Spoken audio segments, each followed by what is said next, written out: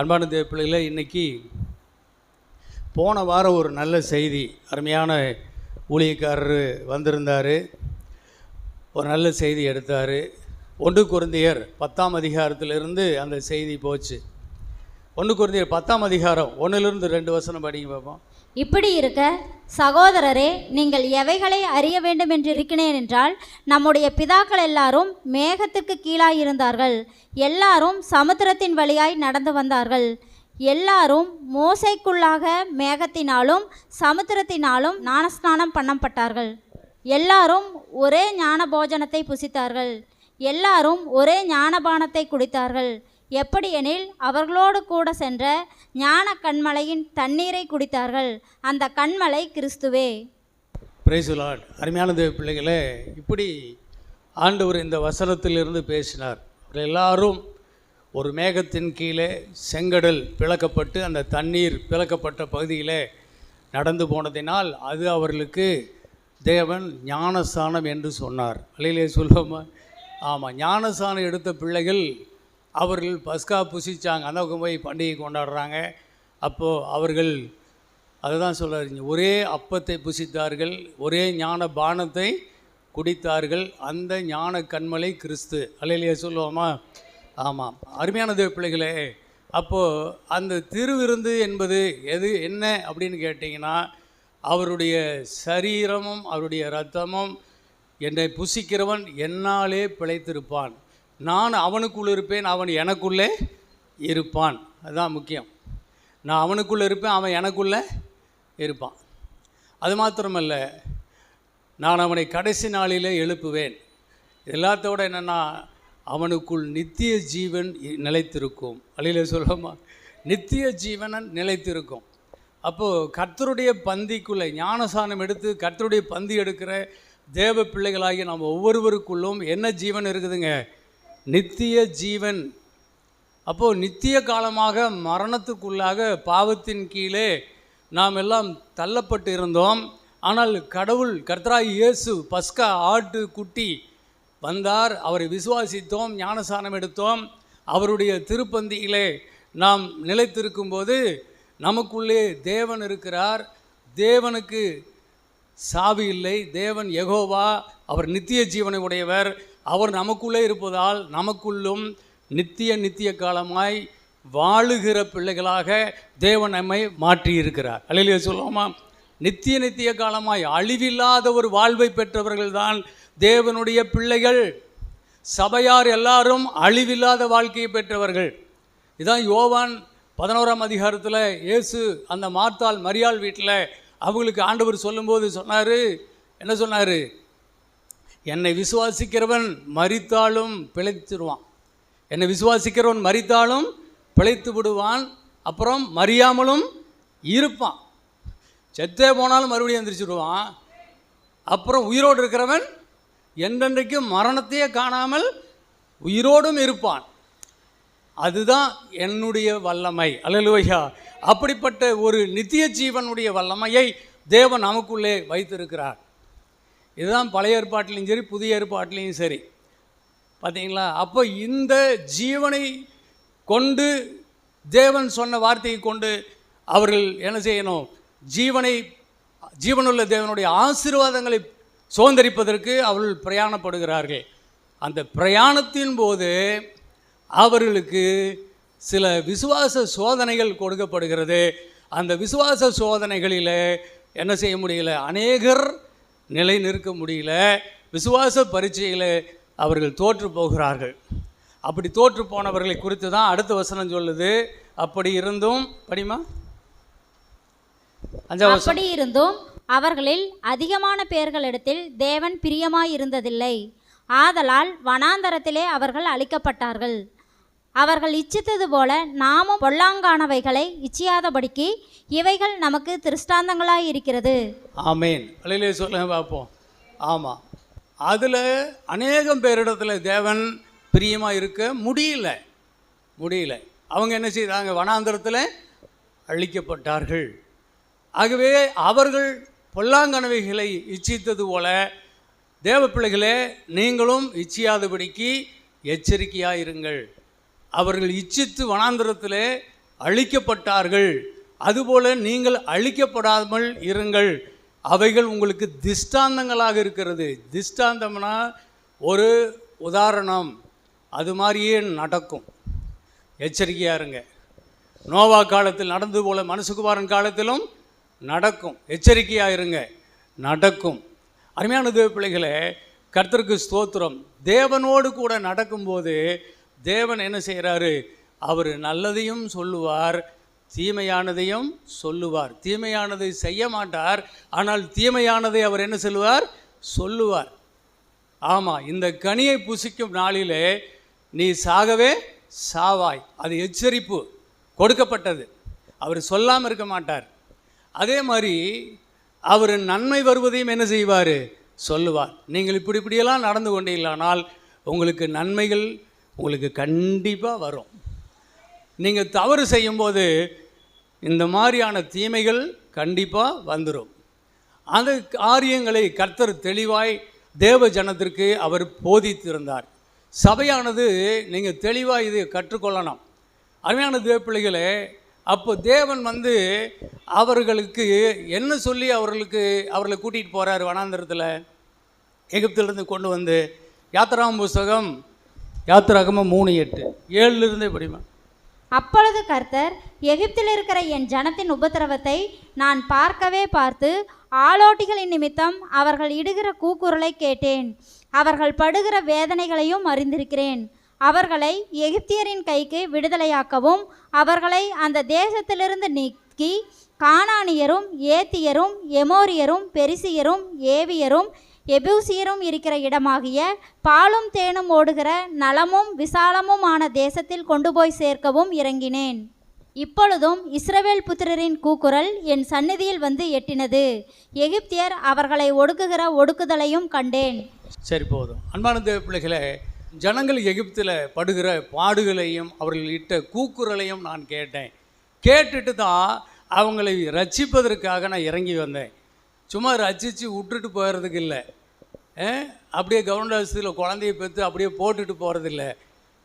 போட்டுட்டு நிறைய பொம்பளை ஓடி போயிடுறாங்கல்ல, அந்த குழந்தைய எப்படி வளருதோ பாவம். அருமையான தேவ பிள்ளைகளே, அப்படி அல்ல. அருமையான தேவ பிள்ளைகளே, ஸ்தோத்திரம். அவர் சொல்கிறாரு, உங்களை விடுதலை ஆக்கி எங்கே கொண்டு போகிறேன்?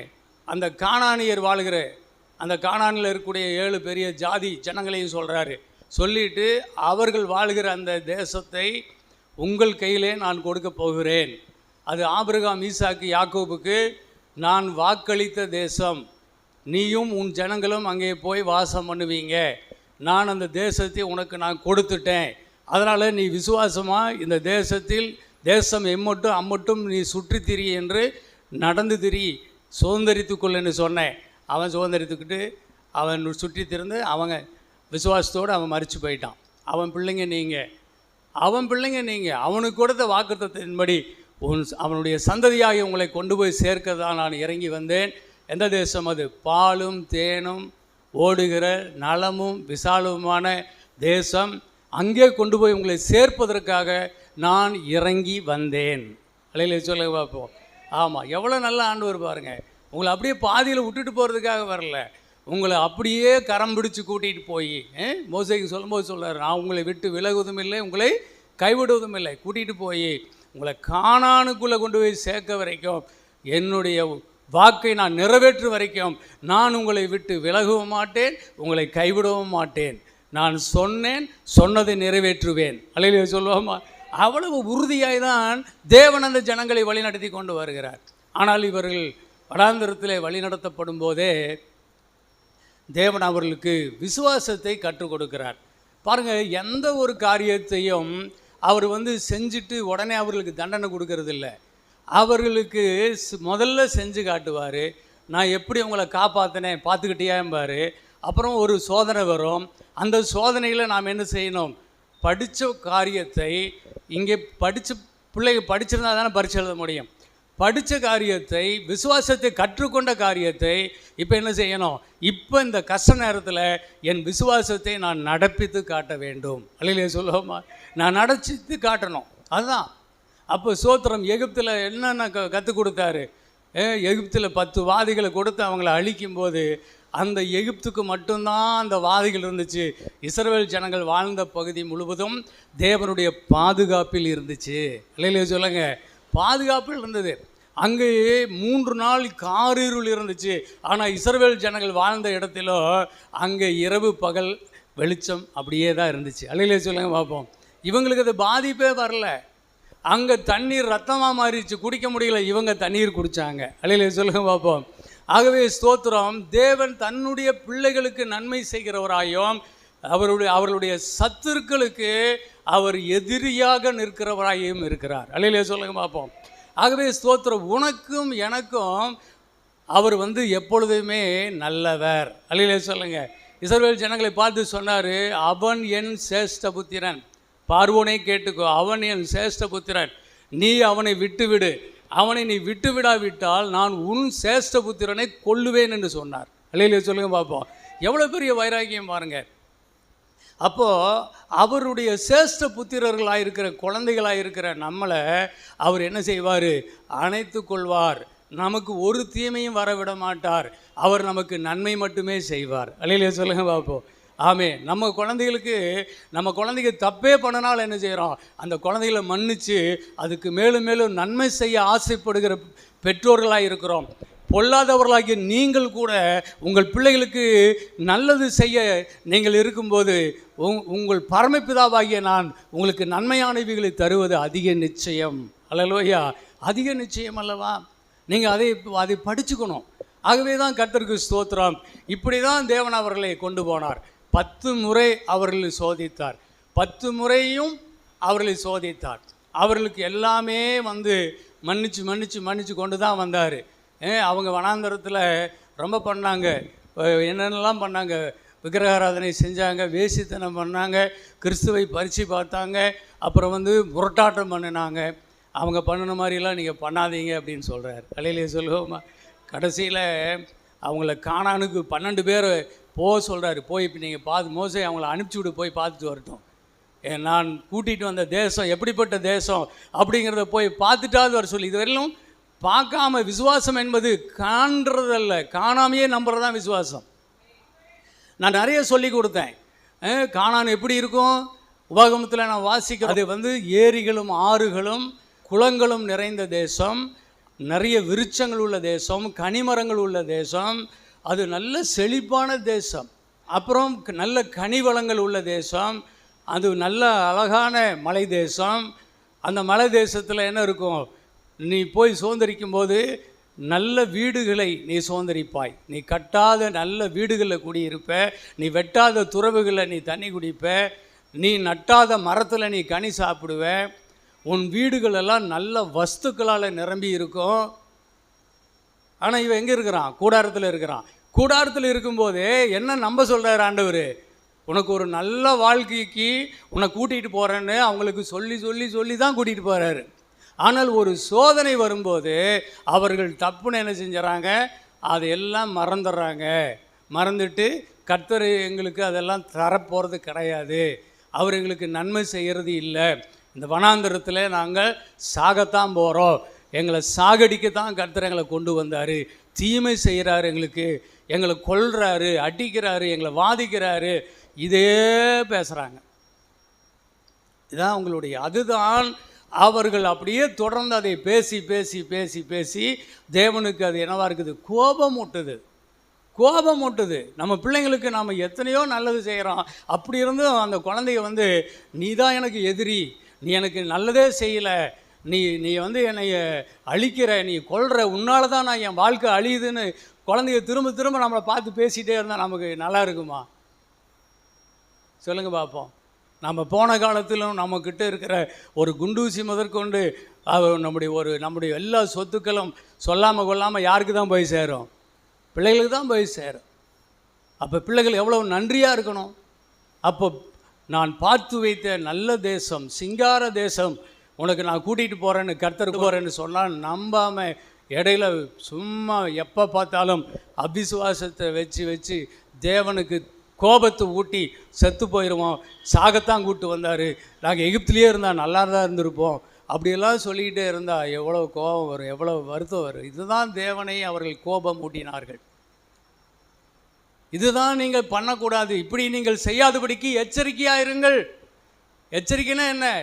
விசுவாசம் உள்ளவர்களே நீங்கள் அவிசுவாசம் உள்ளவர்களாய் மாறாதீர்கள். அதுதான் விசுவாசம் என்ன செய்யுது? நேர் சக்தி. அது தேவனுக்கு முன்பாக உன்னை ஜெயம் உள்ள மகளாக மாற்றிடும். அவிசுவாசம் எதிர் சக்தி. அது உன்னை தேவனிடத்திலிருந்து வெளியே தள்ளிடும். விசுவாசம் உள்ளவர்கள் தான் தேவனோடு வாழ முடியும். அவிசுவாசிகள் தேவனிடத்தில் வாழ முடியாது. விசுவாசம் என்பது என்ன? எபிரேயர் 11:6 சொல்லுது, விசுவாசம் இல்லாமல் தேவனுக்கு பிரியமாய் இருப்பது கூடாத காரியம். ஏனென்றால் தேவனிடத்தில் சேருகிறவன் அவர் உண்டென்றும் அவர் தம்மை தேடுகிறவர்களுக்கு பலன் அளிக்கிறவர் என்றும் விசுவாசிக்க வேண்டும். ஆமா, விசுவாசம் இல்லாமல் தேவனுக்கு பிரியமாக இருக்கவே முடியாது. அவர்கள் அநேகர் மேல் தேவன் பிரியம் வைக்க முடியல. விசுவாசம் இல்லாதபடியினால அவர்கள் அநேகர் மேலே தேவன் பிரியமாக இருக்க முடியல. விசுவாசம் என்பது என்ன? விசுவாசம் இல்லாமல் தேவனுக்கு பிரியமாக இருப்பது கூடாத காரியம். விசுவாசம் என்னது? தேவன் உண்டு என்றும் அவர் தன்னை நோக்கி வேண்டிக் கொள்வர்களுக்கு உதவி செய்ய வல்லவர் என்றும் விசுவாசிக்க வேண்டும். அல்லேலூயா சொல்லுவோமா? ஆமாம், ஒரு காரியத்தை நடப்பித்து ஒரு இல்லாதவைகளை இருக்கிறவர்களாக அழைத்து அவர்களுக்கு ஒரு ஆசீர்வாதத்தை அவர் கொடுத்துட்டாரு. விதைப்பும் அறுப்பும் இல்லாத ஒரு தேசத்தில் வானத்திலிருந்து மன்னாவை இறக்கி வயிறு நிறைய சாப்பிட வைக்கிறாரு. கண்மல் இருந்து தண்ணி கொடுத்து அவங்கள குடிக்க வைக்கிறாரு. அவர்கள் இனி வழியில் நடந்து போகும்போது ஒரு இடுக்கன் வந்துச்சுனாலும் அந்த இடுக்கன் ஆபத்திலிருந்து அவர் தப்பி வைக்க வல்லவர். அல்லேலூயா சொல்லுவோமா? எல்லாமே அவர் கொடுப்பார். ஒரு நல்ல சாப்பாடு வச்சிருக்கிற ஒரு ஊருக்கு தான் அவங்கள கூட்டிகிட்டு போகிறாரு. அது வரைக்கும் தேவ தூதர்கள் உண்ணுகிற உணவை கொடுத்தா, இந்த உணவு எங்களுக்கு நல்லாவே இல்லை, இது பிடிக்கல எங்களுக்கு, இது யார் திம்பா அப்படின்னு தேவனுடைய உணவை பழித்து பேசுகிறாங்க, பிடிக்கலைங்கிறாங்க, வெறுக்கிறாங்க, ஒப்பேர் வச்சு அழுகிறாங்க. நாங்கள் எகிப்தில் வெள்ளங்காய் பூண்டு வெங்காயம் கறி பாத்திரத்தில் உட்காந்து எலும்பெல்லாம் கடித்து இழுத்து தின்னுக்கிட்டு இருந்தோமே, அப்போ நல்லா இருந்தோம் நாங்கள், இந்த உணவு எங்களுக்கு கசப்பாக இருக்குது, வேதனையாக இருக்குது, அழுகிறாங்க. அப்படியே ஆண்டவர் அவங்களுக்கு சரி போ, கர்த்தரின் கை குறுகி போனதோ, நாளைக்கே சாப்பிடுவாங்கன்னு சொல்லு. ஐயோ ஆண்டவரை அப்படி தான் சொல்லி வாக்கு கொடுத்து மாட்டிக்காதீங்க, ஜனங்கள் லட்சம் இருக்குது, நம்மகிட்ட இருக்கிற ஆடு மாடு கொஞ்சம் அப்படின்னு மோசே ஆண்டவருக்கு அட்ஜஸ்ட் பண்ணுறான். ஆண்டவர் சொல்கிறார், அட பைத்தியாரா, நான் கர்த்தர். அல்லேலூயா, நாளைக்கு நீ அதை பார்ப்பேன்னார். அதே மாதிரியே கர்த்தர் கடலிருந்து ஒரு கீழ்காற்றை அனுப்பி 2.5-3 அடி உயரத்துக்கு இஸ்ரவேல் பாளையம் முழுவதும் ஃபுட்பால் சைஸில் பெரிய பெரிய காடைகள் வந்து உணவாக அவங்களுக்கு வந்துச்சு. கேட்டதெல்லாம் கிடைக்குது. கர்த்தரின் கை பலத்த கரம். அல்லேலூயா, ஆமென். அருமையான தேவ பிள்ளைகளே, சோத்திர கடைசியாக ஒன்று செஞ்சு காட்டினார். 12 பேரையும் அனுப்பி கானானில் போய் சுற்றி பார்த்துட்டு வாங்க, இதனால் காணாமல் தான் நம்ப முடியல, இப்போ கண்டாவது விசுவாசிங்க அப்படின்னு அனுப்பி விட்டார். 12 மூப்பரில் அவங்க போய் பார்த்துட்டு வந்துட்டு அதில் 10 பேர் வந்து என்ன செய்கிறாங்க, கர்த்தர் சொன்னதெல்லாம் பார்த்தோம், உண்மைதான், ஆனால் நாம் அதை பிரவேசிக்க முடியாது, அங்கே இருக்கிற மக்களெல்லாம் நெடிய மக்களாக இருக்கிறாங்க, அங்கே போனால் நம்மெல்லாம் அவங்களுக்கு முன்னாடி அப்படியே சுண்டக்காய் பசங்களாக இருக்கிறோம், வெட்டுக்கிளியமாக இருக்கிறோம், அப்படியே நசுக்கி தூக்கி போட்டுருவானுங்க. நிச்சயமாக தேவன் நம்மை அதை சுதந்திரிக்க நம்ம கூட்டிகிட்டு வரல, சாகடிக்கத்தான், அவங்க கையில் சாகத்தான் கூட்டிகிட்டு வந்தாருன்னு துர்ச்செய்தியே பரப்பினார்கள். அந்த 10 பேர் அப்படி சொல்கிறாங்க. அதை கேட்டுட்டு ஜனங்க ஒப்பேர் வச்சு அழுகிறாங்க. இல்லை 2 பேர், காலேப்பு யோசுவா 2 பேர் சொல்கிறாங்க, இல்லை அதை நம்பாதீங்க, தேசம் நல்ல தேசம், அருமையான தேசம், தேவன் நமக்கு வாக்கு பண்ணினார், நம்ம கற்பனையில் நினச்சி கூட பார்க்க முடியல, அவ்வளவு பிரமாதமான தேசம் அந்த தேசம். அதனால் நிச்சயமாய் அதை தேவன் நமக்கு கொடுப்பார், ஏனென்றால் அவருடைய வாக்கு நமக்கு இருக்கிறது. கர்த்தர் நிச்சயமாய் அந்த தேசத்தை நமக்கு தருவார், நம்புங்க பிள்ளைகளே, நம்புங்கன்னு இவங்க 2 பேரும் அப்படியே வஸ்திரத்தை கிழிச்சிக்கிட்டு அந்த ஒப்பேர் வச்சு அழுகிற ஜனங்களை போய் இப்போ பேசுகிறாங்க. ஆனால் இந்த கேட்கல, எல்லாம் கூடாரத்து வாசலில் உட்காந்து விடிய அழுகிறாங்க. அப்படியே அழுகிறது மட்டும் இல்லை, எகிப்துக்கு போகிறதுக்கு தலைவனை ரெடி பண்ணிட்டாங்க. அப்புறம் தான் அங்கே காலையில் கர்த்தருக்கு ஆசரிப்பு கூடாரத்துக்கு முன்னாடி அதிகாலையில் வந்துட்டார். நீங்கள் பேசுனதெல்லாம் நான் கேட்டேன், விசுவாசமே வரமாட்டேங்குது உங்களுக்கு, சொன்னாலும் விசுவாசம் இல்லை, கண்டாலும் விசுவாசம் இல்லை. விசுவாசம் இல்லாத சந்ததி, உங்களை ஒருத்தனை கூட அதுக்குள்ளே பிரவேசிக்க விட மாட்டேன். 40 நாளில் போக வேண்டிய தேசம் 40 வருஷம் சுற்றுங்க. இந்த அவிசுவாசமுள்ள ஜனங்க பூரா இந்த வனாந்தரத்தில் செத்து மடிஞ்சு போக வரைக்கும் சுற்றுங்க அப்படின்னு சுத்த விட்டுட்டு அவங்க பிள்ளைகள் அடுத்த தலைமுறை 20 வயசுக்கு மேலே உள்ள அவங்க அடுத்த தலைமுறையை தான் கர்த்தர் கூட்டிகிட்டு போனார். அந்த பழைய ஆளுகளில் 2 பேர் தான் உயிரோடு இருந்தாங்க. ஒருத்தன் யோசுவா, ஒருத்தன் காலேப்பு. ஏன்னா அவங்களுக்குள்ள விசுவாசம் இருந்துச்சு. அல்லேலூயா சொல்லுவோமா? ஆகவே விசுவாசம், நான் ஒரு செய்தி தலைப்பு எடுத்திருக்கிறேன், விசுவாசம். நீங்கள் விசுவாசம் உள்ளவர்களாக இருக்கும்படிக்கு உங்களோடு கூட நான் பேசிகிட்டு இருக்கிறேன். அருமையான தேவ பிள்ளைகளே, உங்களுக்கு நல்ல செய்தி தான், போன வார செய்தி, நல்ல எச்சரிப்பின் செய்தி. ஆனால் சோத்திரம், அந்த செய்தியினுடைய சாராம்சம் என்ன? அவ்விசுவாசம் விசுவாசம். அல்லேலூயா சொல்லுவோமா? அது அந்த ஊழியக்காரர் சொல்லவே இல்லை, அப்படி தான் விட்டுட்டு போயிடுவாங்க. ஆனால் கர்த்தருக்கு ஸ்தோத்திரம், இந்த சர்ச்சில் இந்த ஊழியக்காரங்க எப்படி பேசினாலும் அதை சரி பண்ணக்கூடிய அளவுக்கு தேவன் எனக்கு வேத ஞானத்தை கொடுத்துருக்கிறார். அல்லேலூயா சொல்லுவோமா? நான் பயப்பட மாட்டேன். ஆனால் அனாவசியமாக எல்லாரையும் விட்டு இந்த பீடத்தை நான் அசிங்கப்படுத்தவும் மாட்டேன். அதனால தான் ரொம்ப ஜாக்கிரதையாய் விசுவாச ஊழியர்களை இங்கே நான் அனுமதிச்சுட்டு இருக்கிறேன். ஸ்தோத்திரம். எபிரேயர் புஸ்தகத்தில் 3ஆம் அதிகாரம் 14 இருந்து, நாம் ஆரம்பத்திலே கொண்ட நம்பிக்கையை முடிவு பரியந்தம் உறுதியாய் பற்றி கொண்டிருப்போமாகில் கிறிஸ்துவனிடத்தில் பங்குள்ளவர்களாய் இருப்போம். இன்று அவருடைய சத்தத்தை கேட்பீர்களாகில் கோபமூட்டுதலில் நடந்தது போல உங்கள் இருதயங்களை கடினப்படுத்தாதிருங்கள் என்று சொல்லியிருக்கிறதே. கேட்டவர்களில் கோபமூட்டினவர்கள் யார்? மோசேயினால் எகிப்திலிருந்து புறப்பட்ட யாவரும் அப்படி செய்தார்கள் அல்லவா? மேலும் அவர் 40 வருஷமாய் யாரை ஆரோசித்தார்? பாவம் செய்தவர்களை அல்லவா? அவர்களுடைய சவங்கள் வனாந்தரத்தில் விழுந்து போயிற்றே. பின்னும் என்னுடைய இளைப்பாறுதலில் பிரவேசிப்பதில்லை என்று அவர் யாரை குறித்து ஆணையிட்டார்? கீழ்ப்படியாதவர்களை குறித்தல்லவா? ஆதலால் அவிசுவாசத்தினாலே அவர்கள் அதில் பிரவேசிக்க கூடாமற் போனார்கள் என்று பார்க்கிறோம். ஆமேன். அல்லேலூயா சொல்லுங்க பார்ப்போம். சொல்கிறாரு, ஆரம்பத்தில் கொண்ட அந்த விசுவாசத்தை என்ன செய்யுங்க? கடைசி வரைக்கும் பற்றி கொண்டு இருங்க. நாம் அறிக்கை பண்ணுகிற ஆண்டவர் நம்ம எதற்காக அழைத்தார், என்ன சொல்லி கூப்பிட்டாரு? பாலும் தேனும் ஓடும் நலமும் விசாலமான தேசத்துக்கு உன்னை கொண்டு போய் சேர்ப்பேன்.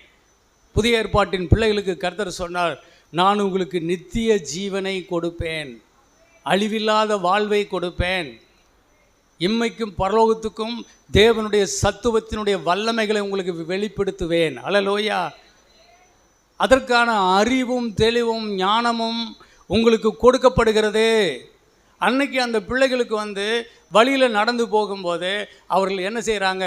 அந்த விசுவாசத்தை, ஆண்டவருடைய வாக்கை அவர்கள் விட்டுட்டு சூழ்நிலைகளை பார்த்து பயந்தபடியினால்தான் அவர்கள் என்ன செய்கிறாங்க?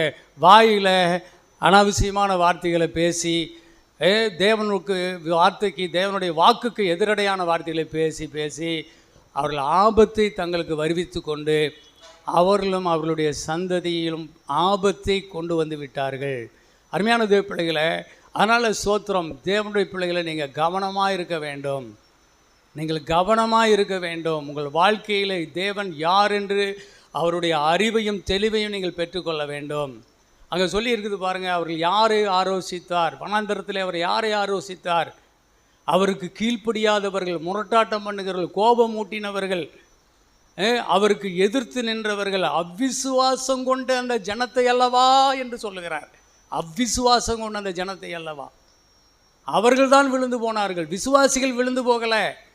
விசுவாசியே நீ விழுந்து போக மாட்டாய். நீ விசுவாசிக்கிற பிள்ளையாக இருந்தால் நீ விழுந்து போகவே மாட்டாய். நீ அவிசுவாசியாக இருந்தால் கட்டாயம் விழுந்து போவாய். அதை புரிந்துக்கோ. நீ விசுவாசியாக இருக்கலாம், ஆனால் சோத்திரம், உனக்குள்ள அவிசுவாசம் என்ற ஒரு சக்தி உனக்குள்ளே வேலை செஞ்சுட்டு இருந்துச்சுன்னா மாட்டிக்குவே. அதை குறித்து எச்சரிக்கையாரு. ஆனால் ஆள் விசுவாசி தான். பார்க்குறதுக்கு பைபிளு கை நெத்தியில் பொட்டு இல்லை, நல்ல ஆள் தான். ஆனால் விசுவாசம் உள்ள மகளா? அங்கே தான் டெஸ்ட் பண்ணுறாரு ஆண்டவர். தோற்று போயிடுறாங்க நிறைய பேர். அதனால தான் இங்கே சொல்கிறாரு, அவர் அங்கே உள்ளே பிரவேசிக்க மாட்டார் என்று யாருக்கு சொன்னார்? அந்த கீழ்ப்படியாத பிள்ளைகளுக்கு அல்லவா? ஏன் அவங்க அப்படி ஆனாங்க? அவர்கள் அவிசுவாசத்தினாலே அதிலே அவர்கள் பிரவேசிக்க கூடாமல் போயிற்று என்று நாம் பார்க்கிறோம். விசுவாசம் அவிசுவாசம். சரிங்க, இப்போ எபேசியர் புஸ்தகத்தில் 1ஆம் அதிகாரம் 17 படிங்க. நம்முடைய கர்த்தராகிய இயேசு கிறிஸ்துவின் தேவனும் மகிமையின் பிதாவுமானவர் நம்மை நீங்கள் அறிந்து கொள்வதற்கான ஞானத்தையும் தெளிவையும் அளிக்கிற ஆவியை உங்களுக்கு தந்தருள வேண்டுமென்றும், தாம் நம்மை அழைத்ததினாலே நமக்கு உண்டாயிருக்கிற நம்பிக்கை இன்னதென்றும், பரிசுத்தவான்களிடத்தில் நமக்கு உண்டாயிருக்கிற சுதந்திரத்தினுடைய மகிமையின் ஐஸ்வர்யம் இன்னதென்றும், தாம் கிறிஸ்துவை மரித்தோரிலிருந்து எழுப்பி அவரிடத்தில் நடப்பித்த தமது பலத்த சத்துவத்தின் வல்லமைப்படியே விசுவாசிக்கிறவர்களாகிய நம்மிடத்திலே காண்பிக்கும் தம்முடைய வல்லமையின் மகா மேன்மையான மகத்துவம் இன்னதென்றும் நீங்கள் அறியும்படிக்கு அவர் உங்களுக்கு பிரகாசமுள்ள மனக்கண்களை கொடுக்க வேண்டும் என்றும் வேண்டிக் கொள்ளுகிறேன். Praise the Lord. ஒரு அலையிலே சொல்லுங்க முதல்ல ஆமென். எத்தனை பேருக்கு இது விளங்குச்சுன்னு தெரியல, நான் சொல்கிறேன். அதில் சொல்லியிருக்குது, நம்முடைய கர்த்தராகிய இயேசு கிறிஸ்துவின் தேவன் மகிமையின் பிதா, அவரை நாம் அறிகிறதற்கான ஞானத்தையும் தெளிவையும் அளிக்கிற ஆவி உங்களுக்கு உண்டாக வேண்டும். அலையிலே சொல்லுவோமா, நம்முடைய தேவன் கிறிஸ்துவின் தேவன் மகிமையின் பிதா, நம்முடைய பிதா, அவரை அறிகிற ஞானம், அவரை குறித்த தெளிவு, ஞானமும் தெளிவும் அலையிலே சொல்லுங்க பார்ப்போம். அது ரொம்ப வேணும், முக்கியம். அது உங்களுக்கு உண்டாக வேண்டும் என்று நான் முதலாவது உங்களுக்காக வேண்டிக் கொள்கிறேன். அதில் அடுத்தது சொல்கிறாரு, தாம் தம்மை அழைத்ததினாலே நமக்கு உண்டாயிருக்கிற நம்பிக்கை இன்னதென்று. இன்னதென்று இன்னதென்று 3 இன்னதென்று வரும். அதில் முதல் இன்னதென்று என்ன சொல்கிறாரு, நாம் அழைக்கும் போது நமக்கு என்ன நம்பிக்கை கொடுத்து அழைச்சாரு?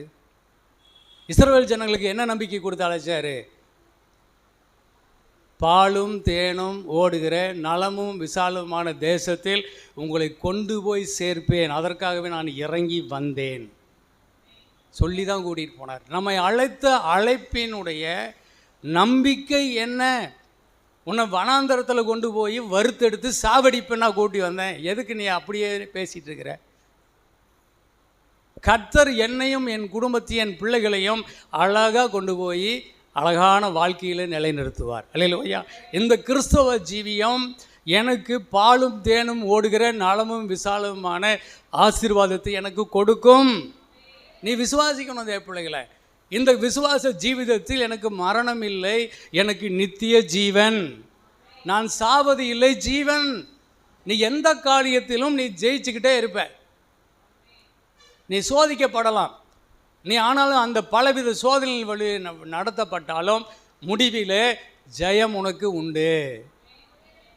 அல்லேலூயா சொல்லுங்க பார்ப்போம். அவருடைய அன்பினாலே நீ முற்றிலும் ஜெயிக்கிற பிள்ளையாய் இருப்பாய். அதுதான், உலகத்தில் உங்களுக்கு உபத்திரவம் உண்டு, ஆனாலும் திடன் கொள்ளுங்க, நான் உலகத்தை ஜெயித்தேன். நீங்கள் ஜெயிப்பீங்க. உங்கள் விசுவாசம் உலகத்தை ஜெயிக்கும். ஜெயம். இங்கே சாவை பற்றி பேசக்கூடாது, தோல்வி அடைவேன்னு சொல்லக்கூடாது, என் பிள்ளையை இழந்துருவேன் சொல்லக்கூடாது, என் குடும்பத்தை நான் இழந்துருவேன் சொல்லக்கூடாது, என் பிஸ்னஸ் போயிடும் சொல்லக்கூடாது. இங்கே எல்லாமே ஆசீர்வதிக்கப்படும். அல்லேலூயா சொல்லுவோமா? நீ பெருகவே பெருகுவாய், நிச்சயமாகவே நான் உன்னை ஆசீர்வதித்து உன்னை பெருகவே பெருக பண்ணுவேன் என்று அவர் ஆணையிட்டு தான் நம்மை அழைத்திருக்கிறார். அவர் மாறவே மாட்டார். இதான் ஆரம்பத்தில் கொண்டிருக்கிற விசுவாசம். இந்த விசுவாசத்தை கடைசி வரையிலும் நீங்கள் பின்பற்ற வேண்டும். அதான் இதுக்கு தான் இதை இன்னதென்று நீங்கள் அறிந்து கொள்ளும்படியாகவும் மனக்கண் திறக்கப்படணும். அதில் ஒன்றா சொல்கிறாரு, அழைத்த அழைப்பை நம்பிக்கை அதை குறித்து இன்னதென்று உன் மனக்கண் திறக்கப்படணும். அடுத்தது என்ன சொல்கிறாரு? பரிசுத்தவான்களிடத்தில் நமக்கு உண்டாயிருக்கிற சுதந்திரத்தினுடைய மகிமையின் ஐஸ்வர்யம் இன்னதென்று. பரிசுத்தவான்கள் கூட்டத்தில் நம்ம கொண்டு வந்து சேர்த்திட்டாரு. தேவன் நமக்கு வைத்திருக்கிற மகிமையின் கிருபையின் ஐஸ்வர்யம். அல்லையிலே சொல்லுவோமா? அவர் பெரிய மகிமையின் கிருபையின் ஐஸ்வர்யம் தேவ பிள்ளைகளுக்கு இருக்குது. அது என்னன்னு நீ தெரிஞ்சுக்கணும். அதுக்காக உன் மனக்கண் திறக்கப்படணும்.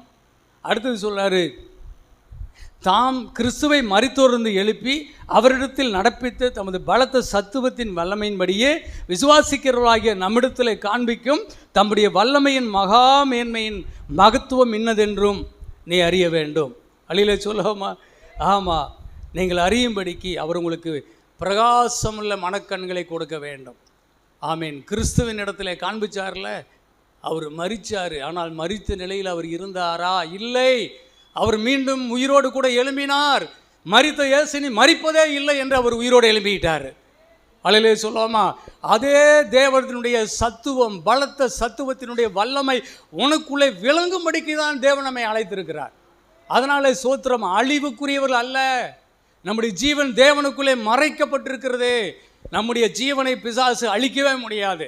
அதனால தான் சரீரத்தை மாத்திரம் கொன்று அதுக்கு மேலே என்ன ஒன்றுமே செய்ய திராணி இல்லாதவனுக்கு நீங்கள் பயப்படாதீங்க. சரீரத்தையும் ஆவியும் ஆத்மாவையும் நரகத்தில் அழிக்க வல்லவராகிய அந்த தேவனுக்கு மட்டும் பயப்படுங்கள். தேவனுக்கு பயப்படுங்கள். அல்லேலூயா சொல்லுவோமா? உலகத்தில் சோத்திரம் ஒரே ஒரு காரியத்தான் இன்றைக்கி பயம். எதுக்கு பயம்? ஜீவனுக்கு பயம். சொத்து சுகம் போயிடுனா பயம். அடுத்தது என்ன செய்யுது?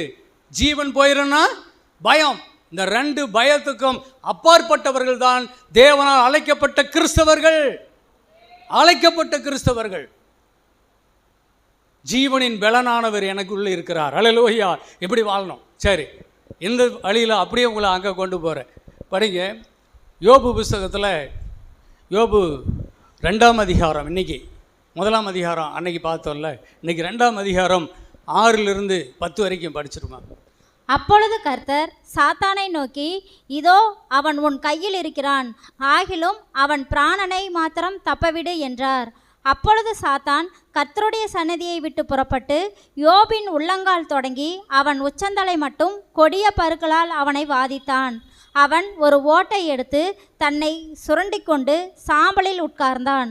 அப்பொழுது அவன் மனைவி அவனை பார்த்து, நீர் இன்னும் உம்முடைய உத்தமத்தில் உறுதியாய் நிற்கிறீரோ? தேவனை தூசித்து ஜீவனை விடும் என்றாள். அதற்கு அவன், நீ பைத்தியக்காரி பேசுகிறது போல பேசுகிறாய். தேவன் கையிலே நன்மையை பெற்ற நாம் தீமையையும் பெற வேண்டாமோ என்றான். இவைகள் எல்லாவற்றிலும் யோபு தன் உதடுகளினால் பாவம் செய்யவில்லை. ஆமேன். அல்லேலூயா சொல்லுங்க பார்ப்போம். யோபு பாருங்க, ரொம்ப நல்ல மனிதன், நல்ல விசுவாசி. ஆனாலும் தேவனுடைய சமூகத்தில் ஒரு விஷயம், ஒரு நெருடல் இருந்துக்கிட்டே இருக்குது. அதுதான் இந்த யோபு புஸ்தகம். இந்த பைபிள்லேயே முதல் மூத்த புஸ்தகம். பல ஆயிரக்கணக்கான ஆண்டுகளுக்கு முன்பாக எழுதப்பட்ட முதல் புஸ்தகம் யோபு புஸ்தகம் தான். அந்த புஸ்தகத்தை தேவன் பரிசுத்தாவியானவர் காப்பாற்றி அது இன்றைக்கி பைபிளில் கொடுத்துருக்கிறார். அது நடு புஸ்தகமாக கொடுத்துருக்கிறார். இந்த புஸ்தகம் நமக்கு நிறைய விஷயங்களை கற்றுக் கொடுக்குது. இந்த வனாந்திரத்தில் இந்த ஜனங்க 40 வருஷம் கரை சேர முடியாமல் அழிக்கப்பட்டதுக்கு காரணம் இந்த யோபுக்குள்ளே இருந்த ஒரு நல்ல மனிதனுக்குள்ளே இருந்த ஒரு விஷயம். அதுதான் அந்த ஜனத்துக்கு என்ன செய்த பேரழிவை உண்டு பண்ணினது. நீங்கள் தயவு செய்து இதில் நீங்கள் கவனிக்கணும். சொன்னால் கொஞ்சம் மனசு ஏற்றுக்க முடியாத விஷயமாக தான் இருக்கும். என்னடா நல்ல மனுஷனை போய் இப்படி பாசிட்டிவ் டேமேஜ் பண்ணுறாரு அப்படின்னு. அருமையான தேவ பிள்ளைகளே, அங்கே கர்த்தருடைய சன்னிதானத்திலிருந்து சாத்தான் வந்தான். என்ன செய்தான்? கொடிய பருக்களை உச்சந்தலை உள்ளங்கால் வரலையும் யோபு மேலே போட்டான். யோபு ஒரு ஓட்டை எடுத்து சுரண்டி கொண்டிருக்கிறான். சாம்பலிலே உட்கார்ந்துருக்கிறான். வேதனை. அவருடைய மனைவி பார்த்து சொல்கிறா, எப்பா இவ்வளவு கஷ்டப்படுகிற இதுக்கப்புறம் உனக்கு அந்த தேவன் நல்லவரா? எதுக்கு அவரை நல்லவர்னு அவரை புகழ்ந்துட்டு கிடக்கிற? அவருக்கு சோத்திரம் எதுக்கு சொல்கிற? நீ அவரை தூசித்து ஜீவனை விடு அப்படின்னு சொல்கிறா. அப்போ அதுக்கு யோபு, அவர் கையில் எத்தனையோ நன்மைகளை பெற்ற நாம் கொஞ்சம் தீமையை பெற வேண்டாமா சொல்லிட்டு, இவைகள் எல்லாவற்றிலும் யோபு தன் உதடுகளினால் பாவம் செய்யவில்லை. அல்லேலூயா சொல்லுங்க பார்ப்போம். ஆமென். நன்மை வந்தாலும் தீமை வந்தாலும் அது தேவனே எனக்கு தருகிறார். ஆகவே தேவனுக்கு ஸ்தோத்திரம் என்று சொல்லுவேன். தேவனை துதிப்பேனே தவிர தேவனை விட்டு நான் விலக மாட்டேன். இது நல்ல பழக்கம். ஆனால் ஸ்தோத்திரம் இது சரியாய் இருக்கிறதா அப்படின்னா சரிதான். நீ என்ன உபத்திரவம் பிசாசினால் என்ன தொந்தரவு வந்தாலும் ஆனால் என்ன செய்யணும்? தேவனை அண்டி கொண்டு இருப்பதே எனக்கு நலம். அல்லேலூயா சொல்லுவான். ஆனால் அதே சமயத்தில் இங்கே ஒரு பழி இருக்குது. என்னது? எனக்கு தேவன்தான் இந்த தீமையை தந்தார் என்பதுதான் பழி. தேவன்தான் எனக்கு இதை அனுமதித்தார் என்பது தேவன் மேல் விழுந்த ஒரு பழி. அருமையான தேவ பிள்ளைகளே, அப்பொழுது அவன் குறை சொல்லா இருந்தாலும் அதற்கு பின் வருகிற அந்த புஸ்தகம் முழுவதும் படித்தீங்கன்னா அவன் பிறந்த நாளிலிருந்து சபிக்கிறான். தாயின் வயிற்றில் உண்டான நாளிலிருந்து சபிக்கிறான். பைபிளில் சொல்லுறது, உன்னை பெற்ற தாயும் தகப்பனையும் சபிக்காத அப்படின்னு சொல்லியிருக்குது. அப்படியே பூரா சபிக்கிறான். அப்புறம் பூரா அப்படி ஆரம்பிக்குது 4ஆம் வசனத்திலிருந்து. அருமையான தேவ பிள்ளைகளே, அதெல்லாம் கொஞ்சம் ஏற்றதாக இல்லை. அது அப்படியே போகுது. ஆனாலும் கர்த்தர் சொல்கிறாரு, நீ உன்னை நீதிமானாக்குவதற்கு என்னை குற்றவாளி ஆக்காத யோபு அப்படின்னு ஆண்டவர் சொல்லுவார். அருமையான தேவ பிள்ளைகளே, கர்த்தருக்கு ஸ்தோத்திரம். இந்த சூழ்நிலையிலும் கர்த்தர் நல்லவர். இந்த சூழ்நிலை அவனுக்கு உண்டானதுக்கு காரணம், அவன் கர்த்தர் கையில் எனக்கு நன்மையும் வரும், கர்த்தர் கையில் எனக்கு தீமையும் வரும் என்று எண்ணுகிற ஒரு அவிசுவாசம். விசுவாசம், நன்மை வரும் என்பது விசுவாசம், ஆனால் என்ன செய்து தீமை வரும் என்பது அவிசுவாசம். அதே மாதிரி அந்த முந்தின அதிகாரத்தில் கர்த்தரை கொடுப்பார், கர்த்தரை எல்லாத்தையும் எடுத்துகிட்டு போயிடுவார். அது அவனுக்குள்ள ஒரு விசுவாசம், ஒரு அவிசுவாசம். கர்த்தரை குறித்த ஒரு அவிசுவாசம், ஒரு தெளிவில்லை, அறிவில் தெளிவு இல்லை, ஞானம் இல்லை. தேவனை பற்றி அறிவில் தெளிவில் ஞானம் இல்லை. அதுதான். அப்போ கர்த்தருக்கு ஸ்தோத்திரம். தீமை வரும் என்கின்ற ஒரு பயம் அது சாத்தானுடையது. நன்மை வரும் என்கின்ற ஒரு தைரியம் அது தேவனுடையது. அல்லேலூயா சொல்லுவோமா? ஆமேன். தீமை செய்கிறதுக்காகவே ஒருத்தனை இருக்கிறான் பூமியில். அவன் கொல்லவும் அழிக்கவும் வருகிறான் என்று வேறு ஒன்றுக்குமே வரான். அதனால் அவனை குறித்து ஒரு பயம் இருக்கணும். பிசாசு குறித்து எனக்கு ஒரு பயம் இருக்குதுன்னா, அவன் தீமை செஞ்சிருவான்னு ஒரு பயம் இருக்குதுன்னு சொன்னால் யோபு தெளிவாக இருக்கிறான்னு அர்த்தம். ஆனால் தேவனே எனக்கு தீமை செஞ்சிருவார், தேவன் கையிலிருந்து நன்மை வருது, தேவன் கையிலிருந்து தீமை வருகிறது அப்படின்னு சொல்லும்போது தான் இந்த இடத்துல யோபுக்கு ஒரு தெளிவு இல்லை. வனாந்தரத்தில் இஸ்ரவேல் ஜனங்க அதைத்தான் திரும்ப திரும்ப சொன்னாங்க, இவர் நல்லதும் செய்கிறாரு, ஆனால் அதே சமயத்தில் இவர் கொல்லவும் செய்கிறாரு. இவர் கையில் நன்மையும் இருக்குது, இவர் கையில் தீமையும் இருக்குது. இவர் கையில் இருக்கிற நன்மையை எவன் கண்டான்? நன்மை கொஞ்சமாக இருக்குது, ஆனால் தீமையோ நிறையா இருக்குது. ஆகவே இவர் நன்மையை விட தீமை செய்கிறதுல தான் இவர் வல்லவராக இருக்கிறாரு. இந்த தெய்வத்தோட யாரா நடப்பா? அதான் அப்படி பிரிஞ்சு வந்தவங்க தான் ஒரு கூட்டம். கைபர் போலன் கணவாய் வழியாக அந்த யூதர்கள், ஆரியர்கள் ஆக பிரிஞ்சு தான் இந்தியாவுக்குள்ளே நம்ம தேசத்தில் இருக்கிற பிராமின்ஸ் எல்லாம் அவங்க தான். இந்த தேவனோட எவன்டா வாழ முடியும் அப்படின்னு பயந்து ஓடி வந்தவர்கள். அருமையான தேவ பிள்ளைகளே, நம்முடைய தேவன் நல்லவர், நல்லவர். அழிலே சொல்லுவோமா? நம்ப முடியல அவங்களால. எப்போ அவர்களுக்கு ஒரு தீமை வருது என்றால், ஒரு தீமைக்கு எப்பொழுது அவர் அனுமதி கொடுக்கிறார் என்றால், கர்த்தருக்கு ஸ்தோத்திரம், பிசாசனுடையது ஒரு மனுஷனுக்குள்ளேயும் இருக்கக்கூடாது. இயேசு சொல்லும்போது சொன்னார், இதோ உலகத்தின் அதிபதி வருகிறான், அவனுக்கு என்னிடத்தில் ஒன்றும் இல்லை, அவனுக்கானது எதுவுமே என் நெஞ்சில் இல்லை, நான் சுத்தமாக இருக்கிறேன், அவனை பற்றி எனக்கு கவலையே இல்லை. ஆனால் யோபு அப்படி சொல்ல முடியுமா? பயம் என்பது ஒரு ஆவி. தேவன் நமக்கு பயப்படுகிற ஆவியை கொடுக்கவில்லை, பலமும் அன்பும் தெளிந்த புத்தியும் உள்ள ஆவியவே தேவன் நமக்கு கொடுத்திருக்கிறார். 2 தீமோத்தேயு 1:7 அப்படி வாசிக்கிறோம். பயம் என்பது ஒரு பிசாசின் ஆவி. பிசாசினுடைய சக்தியே பயம்தான். அந்த பயத்தை கொடுத்து தான் அவன் என்ன செய்கிறான்? தேவனுடைய சமூகத்திலிருந்து பிரிக்கிறான். இதில் அவனுடைய ட்ரிக் என்னன்னு கேட்டிங்கன்னா, இந்த ஜனங்களுக்கு தேவன் தாண்டா உனக்கு தீமையை தராருன்னு இவன் பண்ணிட்டு தேவன் மேலே தூக்கி போடுறான். அதுதான் பிரச்சனை. அருமையான தேவ பிள்ளைகள், அவனை பார்த்தாயா? அங்கே சம்பாசனை அந்த 2ஆம் அதிகாரத்தில் நீ படிச்சின்னா அது தெரியும். பார்த்தாயா? யோபுவை பார்த்தாயா? அவனுக்கு உண்டானது எல்லாத்தையும் எடுத்துட்டா அவன் உன்னை விட்டு விலகிடுவான் அப்படின்னு சொல்லி பார்த்தேன். ஆனால்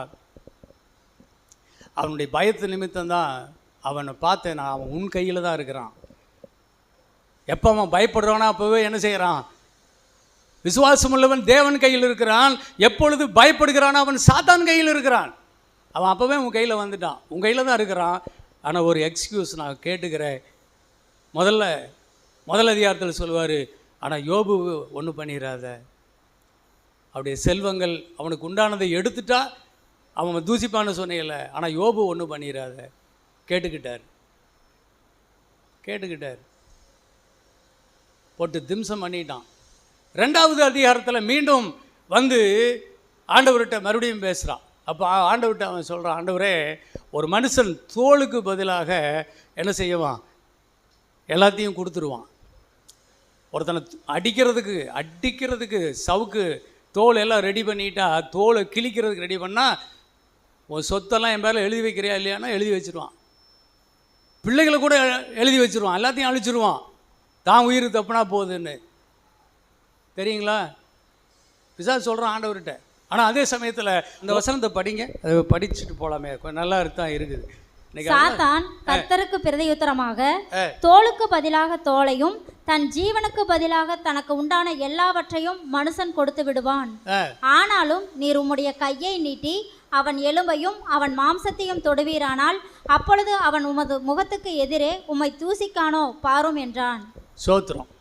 பிரியமானவர்களே, இங்கே பிசாசு இப்படி சொல்கிறான், ஆண்டவரே தோளுக்கு பதிலாக எல்லாத்தையும் கொடுத்துருவான், ஆனால் அவனுடைய மாம்சத்தை தொட்டிங்கன்னா, அவனுடைய எலும்பை தொட்டிங்கன்னா அவன் தூசிச்சிருவான். அவனுக்குள்ளே பயம் வந்துருச்சு. அந்த பயத்தை வச்சு தான் இவன் அங்கே என்ன செய்கிறான், பர்மிஷன் கேட்குறான்.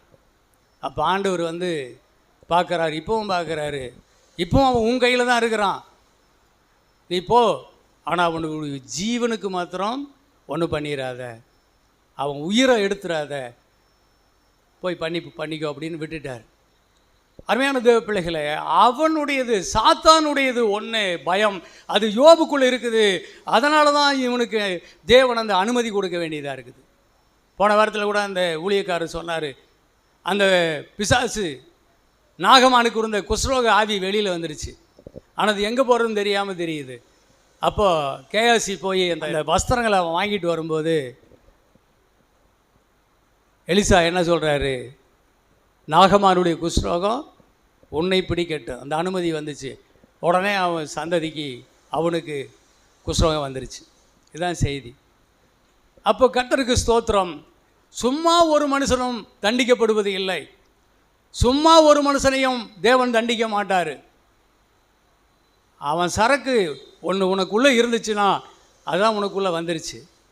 பேதுருவை தண்ணியில் நடந்து வான்னு சொல்லிட்டாரு. ஆண்டவரே நீரே ஆனால் நான் நடந்து வரட்டுமா, வா. நடந்து வரான், நடந்துட்டான். தண்ணி மேலே நடந்த ஒரே மனுஷன் பேதுரு தான். ஆனால் திடீர்னு ஒரு பெரிய அலை இப்படி மேலே எழும்பி வந்துச்சு பாருங்கள். அலையை பார்த்தோன்னா ஆன்னு பார்த்த பயந்தான். அந்த பயந்த ஒரு நொடியில் அவன் தேவன் கையில் இல்லை, அவன் சாத்தான கையில். உடனே தண்ணீரில் முழுக ஆரம்பித்தான். அதை தான் இங்கே சொல்கிறார், அவன் உன் கையில் தான் இருக்கிறான். ஆனாலும் தேவன் என்ன செய்தார், ஆண்டவரே என்று கத்தும்போது பேதுருவை கைப்பிடிச்சு மூழ்கி விடாதபடி அவனை தூக்கி எடுத்தார் கர்த்தர்.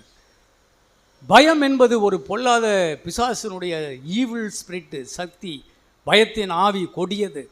அது ஒரு மனிதனுக்குள் இருக்குமானால் அவனை அது மூழ்கடிக்கும், அழிக்கும். தேவனுக்கு எதிர் சக்தி. அதனால தான் இவன் இப்படிப்பட்ட தீமைகளுக்குள்ளே அனுமதிக்கப்படுகிறான். தேவன் சும்மாலாம் விட மாட்டார். இவனை எப்படி தான் சரிப்படுத்துறது? சரி விடு, அதுக்குள்ளே போய் அதுக்கப்புறம் அவன் கண்டுபிடிக்கிறான், தேவனிடத்தில் தீமை இல்லை, அவரிடத்தில் நன்மை தான் இருக்குது, பிசாசு தான் தீமை செய்கிறான். அல்லேலூயா சொல்லுவோமா? அந்த அறிவு தெளிவு வந்த பிறகுதான் அவன் விடுவிக்கப்பட்டு ரட்சிக்கப்படுகிறான். மீண்டும் அவனுக்கு ஆசீர்வாதம் வருது. ஆகவே விசுவாசம் வர வரைக்கும் எங்கே இருக்கணும்? சிறையிருப்பில் தான் இருக்கணும். யோபு சிறையிருப்பில் இருந்தான். கர்த்தர் ஒரு நாள் அறிவு தெளிவு அவன் மனஸ்தாபப்பட்டு தூளியில் சாம்பலில் உட்கார்ந்து அவன் கதறி அழுது அறிவில்லாமல் பேசிட்டு நான் மன்னிங்க அவனுக்கு ஜெபிச்சிட்ட பொழுது கர்த்தர் யோபினுடைய சிறையிருப்பை நீக்கினார். அல்லேலூயா. அதுவரையிலும் அந்த சிறையிருப்பு இருக்கும். ஆகவே தேவனை ரட்சிக்கப்பட்ட தேவ பிள்ளையை நான் இயேசு பிள்ளைன்னு சொல்லிட்டு தான் மட்டும் போகாது, அவரை குறித்த ஞானமும் அறிவும் தெளிவும் உனக்கு உண்டாகணும். அதுக்காக தான் சர்ச்சுக்கு வரணும். அல்லேலூயா சொல்லுவோமா? 2 பாட்டை பாடி கைதட்டிட்டு போனால் போதுன்னு போயிடக்கூடாது. இங்கே என்ன சொல்லுறாங்க, இங்கே தேவனை குறித்து என்ன சொல்லப்படுகிறது, அதை கற்றுக்கொண்டு செல்ல வேண்டும். இதே விஷயத்தில் இன்னும் ஒரே ஒரு காரியம் மட்டும் அடுத்த வாரத்தில் இன்னும் இதை பற்றி இது விளக்கமாக சொல்கிறேன். பேதுருவை பற்றி ஆண்டவர் சொல்கிற வசனத்தை பாருங்கள். லூக்கா எழுதின சுவிசேஷத்தில் 22 31 34 வரைக்கும் மட்டும் படிச்சிருங்க. இதில் ஒரு விஷயம் மட்டும் சொல்லிவிட்டு உடனே ஜெபத்தில் போயிடலாம். பின்னும் கர்த்தர், சீமோனே சீமோனே, இதோ கோதுமையை சுலகினால் புடைக்கிறது போல சாத்தான் உங்களை புடைக்கிறதற்கு உத்தரவு கேட்டுக்கொண்டான். நானோ உன் விசுவாசம் ஒளிந்து போகாதபடிக்கு உனக்காக வேண்டிக் கொண்டேன். நீ குணப்பட்ட பின்பு உன் சகோதரரை ஸ்திரப்படுத்து என்றார். அதற்கு அவன், ஆண்டவரே, காவலிலும் சாவிலும் உம்மை பின்பற்றி வர ஆயத்தமாயிருக்கிறேன் என்றான். அவர் அவனை நோக்கி, பேதுருவே, இன்றைக்கு சேவல் கூவுகிறதற்கு முன்னே நீ என்னை அறிந்திருக்கிறதை 3 தரம் மறுதலிப்பாய் என்று உனக்கு சொல்லுகிறேன் என்றார். ஆமேன். கவனிச்சிங்களா? பேதுரு இயேசு கிறிஸ்துவனிடத்தில் எப்பேற்பட்ட அப்போஸ்தலன் இல்லைங்களா? பெரிய அப்போஸ்தலன் அவன் தான். உங்களில் எல்லா இடத்துலையும் நான் தான் பெரியவன் அப்படின்னு எப்போ பார்த்தாலும் இயேசு கிட்ட போய் நின்றுக்குவான். முந்திரி கொட்டை பேதுரு முந்தி பேசுவான். வேறு யாரையும் முன்னேறி வர விடமாட்டான். அவனுக்கு பின்னாடி எல்லாத்தையும் தள்ளி விட்டுருவான். சரி, ஆண்டவர் அப்படியே கூட்டிகிட்டு போகிறாரு. ஆனால் இப்போ அவர் சிலுவைக்கு போக முன்னே அவனை சரிப்படுத்துகிறார். என்ன சரிப்படுத்துகிறாருன்னா, இப்போ பேதுருன்னு அவர் தான் பேர் வச்சார். இப்போ அவரே கூப்பிட்றாரு, சீமோனே சீமோனே. பேதுருன்னா என்ன அர்த்தம்? கற்பாறை. சீமோன் என்ன அர்த்தம்? மணல். கடற்கரையில் போய் மணல் அள்ளி இப்படி கையில் இப்படி நாம்பி பிடிச்சி பாருங்கள். அள்ளும்போது நிறையா இருக்கும். நாம்பி பிடிச்சிட்டிங்கன்னா பிடிச்சி பார்த்தீங்கன்னா மண்ணெல்லாம் கொட்டி போயிடும். மணல், வழுகி போகிறவன், உறுதியற்றவன். அதே ஒரு கல் எடுத்து இப்படி நசுக்கி பாருங்கள், அந்த கல் இப்படி விரித்தாலும் அப்படியே உறுதியாக இருக்கும். அதனால் வழுகி போகிற சீமோனை பார்த்து நீ பேதுரு என்று அழைக்கப்படுவாயின்னு பேர் மாற்றினார். ஆனால் அவன் குணம் மாறவே இல்லை. அவன் ஆளு தான் அப்படி காட்டுறானே தவிர உள்ளுக்குள்ளே ஒரு பயந்தாங்கோலி, பெரிய பயந்தாங்கோலி அவன். ஆனால் அது யாருக்குமே தெரியலன்னு நினச்சிட்டு இருக்கிறான். ஆனால் என் தேவனுக்கு அது தெரியும். இல்லையிலே சொல்லுவோமா? அந்த பயம் என்பது ஒரு பிசாசு. அப்போ அதை வச்சு பிசாசு என்ன செய்கிறான்? ஆண்டவரே, நான் அவனை சோதிப்பேன். எப்படி யோபு காலத்தில் எப்படி தேவனிடத்தில் எப்படி யோபுக்காக பிசாசு போய் பேசிக்கிட்டானோ, அதே மாதிரி இப்போ இயேசுகிட்ட வந்து பிசாசு பேசிக்கிறான். நானும் அவனை சோதிக்கும்படிக்கு கோதுமையை சுளக்கையில் போட்டு உரலில் போட்டு உலக்கையில் குத்துற மாதிரி அவனை நான் புடமிடணும், சோதிக்கணும். நீ எனக்கு உத்தரவு கொடுங்க அப்படின்னு கேட்குறான். அவன் சும்மா அவங்ககிட்ட நடிச்சுக்கிட்டு இருக்கிறான். அவன் ஒன்றும் பெரிய விசுவாசியில் அவன் நடிச்சுக்கிட்டு இருக்கிறான். எனக்கு உத்தரவு கொடு, நான் அவனை சோதிக்கணும் அப்படின்னு கேட்குறான். அப்போ ஏசு சொல்கிறாரு, உன்னை சோதிக்க பிசாசு என்கிட்ட உத்தரவு கேட்டுக்கிட்டான். சரி போ, கொடுத்துட்டேன். விசுவாசம் ஒளிஞ்சு போகக்கூடாதுன்னு உனக்காக நான் வேண்டிக்கிட்டேன். அலையிலேயே சொல்லுவோமா? பிசாசுக்கிட்ட வேண்டல, உனக்காக பிதா கிட்ட வேண்டிக்கிட்டேன். உன் விசுவாசம் ஒளிஞ்சு போகாதபடிக்கு நீ விசுவாசத்துக்கு. ஏன்னா நீ விழுந்துட்டு, ஏன்னா இந்த கிறிஸ்தவ வம்சமே மார்க்கமே விழுந்து போயிடும். அப்படிப்பட்ட ஒரு அழைப்பு உனக்கு இருக்குது. ஆனாலும் நீ ஒரு ஆக்ஷன் ஹீரோவாக இருக்கிற, ஒரு நடிப்பு மன்னனாக இருக்கிற. ஆனால் உண்மையான மனுஷனாக நீ வெளியே வரும்படிக்கு உனக்கு இந்த சோதனை அவசியப்படுகிறது. அல்லையிலே சொல்லாமா? அதனால் சோதனைக்கு தேவன் அவனை ஒப்பு கொடுத்தார். தீமை செய்யலை. அப்போ கூட சொல்கிறான், ஆண்டவரே அப்படியெல்லாம் கிடையாது, நீங்கள் பாருங்கள், வாழ்விலும் சாவிலும் நான் தான் உங்கள் கூட இருப்பேன் அப்படின்னா. அப்போவே சொல்கிறாரு, பேதுரு, இன்னைக்கு சேவல் கூவுறதுக்குமாக நீ என்னை அறிந்து இருக்கிறதை 3 முறை மறுதளிப்பாய் அப்படின்னு சொல்லிட்டு, சரி விடு அப்படின்னு விட்டுட்டு அடுத்த சப்ஜெக்ட் போயிட்டார். நடந்துச்சா இல்லையா? ஒரு பொம்பளை கிட்ட 3 முறை மறுதளிச்சிட்டான். அவரை தெரியாதுன்னு சபிக்கவும் சத்தியமான தொடங்கிட்டான். தெரியுமா? இப்போ இயேசு அவனை திரும்பி பார்க்குறாரு, அப்படியே அழுகிறான். டூப்பு மண்ணை இப்போ எல்லாம் வெளியில் வந்துருச்சு, அழுகிறான். ஆனால் உயிரோடு எழுந்த பிறகு இயேசு அவனை சந்திக்கிறார். சந்திக்கும் போது, பேதுரு என்கிட்ட வா, என் கையை பாரு, என்னை தொட்டுப்பாரு, என் கையை பாரு, வா என்னை தொட்டுப்பாரு கூப்பிட்றாரு. அழுன்னு அழுகிறான், மனஸ்தாபப்பட்டான். ஐயோ உங்களை மறுதளிச்சிட்டேனே அழுதான். அருமையான தேவ பிள்ளைகளை, மனங்கசந்து அழுதான் பேதுரு. இப்போ அவன் உண்மையை சொல்கிறான். கடைசி அதிகாரத்தில் கேட்கும்போது, நீ என்னையில் அன்பாக இருக்கிறாயா கேட்குறாரு. அதுக்கப்புறம் மறுதளிச்சிட்டான். மறுபடியும் மீன் பிடிக்க ஓடிட்டான், எல்லாத்தையும் கூட்டிகிட்டு போயிட்டான். அப்போ இயேசு கடற்கரையில் வந்து சாப்பிட்றதுக்கு தாங்கப்பான்னு ஏதாவது கொடுங்கன்னு கேட்டுட்டு வர சொல்கிறார். அப்போது அவன் நிர்வாணியாக இருக்கிறேன் என்று பயந்து தண்ணியில் குதிச்சிட்டான். தொடர்ந்து ஏமாத்துறான். இப்போ உண்மையை சொல்லி அழுகிறான். இயேசு டைரெக்டாக கேட்குறாரு, நீ என்னையில் அன்பாக இருக்கிறாயா, என்னை சிநேகிக்கிறாயா? அவன் அன்பாக இருக்கிறேன்னு சொல்ல முடியல. அன்புனா என்ன? அகப்பே, ஜீவனுக்கு ஜீவன் கொடுக்குற அன்பு. அதுதான் அன்பு. அதான் கணவன் மனைவி அன்பு. ஒரு உண்மையான மனைவி பாருங்கள், உண்மையான புருஷனுக்காக உயிரே கொடுப்பான். உண்மையான புருஷன் தன் உண்மையான மனைவிக்காக உயிரே கொடுப்பான்.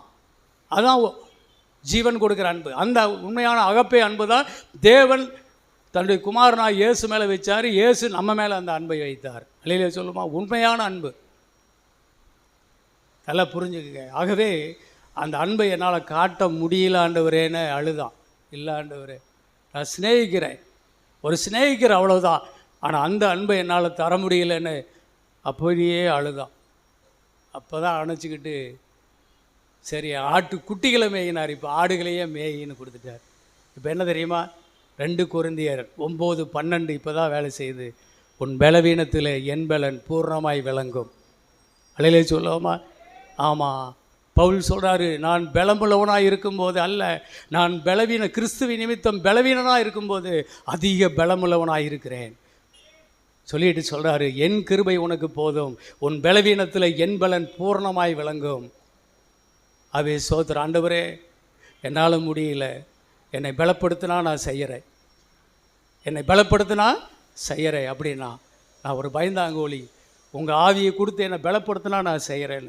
அப்போ தேவன் தன்னுடைய பரிசுத்த ஆவி அவன் மேலே ஊதி தேவன் அவனை பலப்படுத்தினார். அல்லேலூயா. பரிசுத்த ஆவி உங்களிடத்தில் வரும்போது உங்களுடைய பயத்தின் ஆவி வெளியே போகும், நீங்கள் பலனடைவீர்கள், நீங்கள் எனக்கு சாட்சிகளாக இருப்பீர்கள். அப்போது சோத்திரம், நம்முடைய பயத்தின் ஆவி நீங்கணும், அது போகணும், நான் தேவர் சமூகத்தில் சரண்டர் ஆகணும். ஆக்ஷன் பண்ணிகிட்டு இருக்கக்கூடாது. டூப்பெல்லாம் கர்த்தருக்கு தெரியும், உண்மைதான் வெளியே வரும். அல்லேலூயா. அந்த உண்மை வெளியே வந்தோன்னே பிசாசு ஓடி போயிட்டான். அதுக்கப்புறம் பேதுரு இப்போ தான் கற்பாரை. அல்லேலூயா. கிறிஸ்துவுக்காக உறுதியான உண்மையான ஊழியக்காரனாக இருந்து அவன் அநேகருக்கு சாட்சியாக இருந்தான். அப்போஸ்தலர் எல்லாருக்கும் தலைவனாக இருந்தான். வாழ்ந்தானா இல்லைங்களா? நம்மையும் மாற்றுவார். பயம் அல்ல, பயம் அவிசுவாசத்தின் சக்தி, பிசாசுக்குரியது, தீய சக்தி. இவங்கிட்ட நன்மை கிடையாது. கர்த்தரிடத்தில் நன்மை உண்டு, அவரிடத்தில் தீமை இல்லை. ஆனால் தீமை உண்டு என்பதை எச்சரிப்பார். அல்லேலூயா. பிசாசினுடைய தீய கிரியைகள் உனக்குள்ளே இருக்குமே, ஆனால் அது என்ன நடப்பிக்கும் என்பதை உனக்கு எச்சரிப்பு கொடுப்பார். ஆனால் அவர் தீமை செய்ய மாட்டார். ஆனால் பிசாசுடைய தந்திரம், அவர் தேவன் தீமையானவர்னு உனக்கு பொய் சொல்லி உன்னை நம்ப வச்சிருவான். ஏண்டவரே என்ன இப்படி பண்ணுறீங்க, ஏன் எனக்கு உங்களுக்கு கண் இல்லையா, காது இல்லையா, உங்களை இவ்வளவு நாளாக நான் இப்படி கும்பிட்டுனேன், எனக்கு ஏன் இவ்வளோ கஷ்டம் கொடுக்குறீங்கன்னு நாம் என்ன செய்ய, அங்கே தான் கூப்பிட்டுட்டு இருப்போம். அப்படி கூப்பிட்டாலும் தப்பு இல்லை. ஆனால் சோத்திரம், ஏண்டவரே அனுமதிச்சிங்கன்னு கூட கேட்கலாம். ஆனால் அதுலேயும் ஒரு அர்த்தம் இருக்கும். என்ன சொல்லுவார்? நீ திருந்திக்கொள், நீ திருந்தினால், இஸ்ரவேல் மனம் திருந்தினால், நல்மனம் பொருந்தினால் நான் திரும்பவும் உன்னை கையெடுப்பேன். நீ திருந்தாத பட்சத்தில் உனக்கு ஒன்றுமே பண்ண முடியாது, சிறையிருப்பு மாறாது. நீ மனம் திரும்பினால், என்னிடத்தில் நல்மனம் பொருந்தினால் என்னுடைய நற்கனியை புசிப்பாய். அல்லேலூயா. என் நன்மைகளை புசிப்பாய். நன்மை தான் என்கிட்ட இருக்குது, என்கிட்ட தீமை இல்லை.